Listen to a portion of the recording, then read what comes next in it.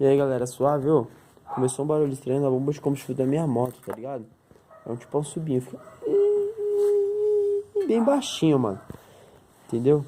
Acho que é depois que eu joguei aqueles álcool, os negócios devem ter secado. O que eu vou fazer? Eu não vi nenhum vídeo ainda falando sobre esse barulho, mano. O que eu vou fazer? Eu acabei de trocar o óleo da minha moto, o óleo ainda tá meio novo ainda. Meu tanque tá quase cheio, ó. Ó, viu? Eu vou colocar um pouco desse óleo aqui pra ver se lubrifica a bomba de combustível. Mas o que vai acontecer é a moto fumar um pouquinho.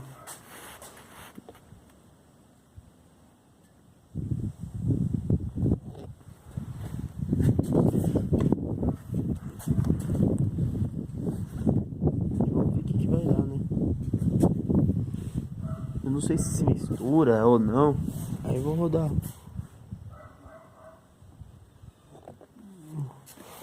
Vou rodar um tempinho assim. Vamos ver o resultado. Aí eu posto um vídeo falando pra vocês o resultado. Por quê? Porque, mano, esse barulhinho enche o saco. Eu acho que é alguma coisa seca só. Né? Dar uma balançada na moto pra misturar. E vou ligar ela pra gente ver como que ficou.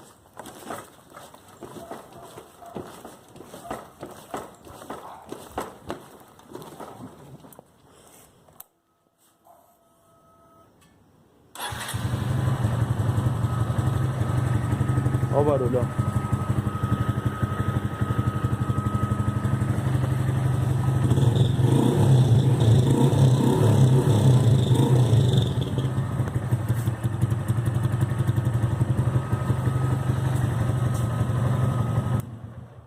Olha o barulho, ó.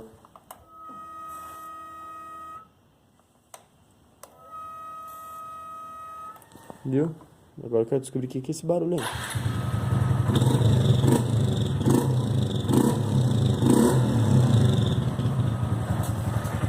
Deixa ela ligada um tempinho aí. Vamos ver. Aí galera, ó, ela tá ligada ainda, né? Faz um tempinho já. O barulho reduziu, mas continua. E até agora, mano, não tá fumando.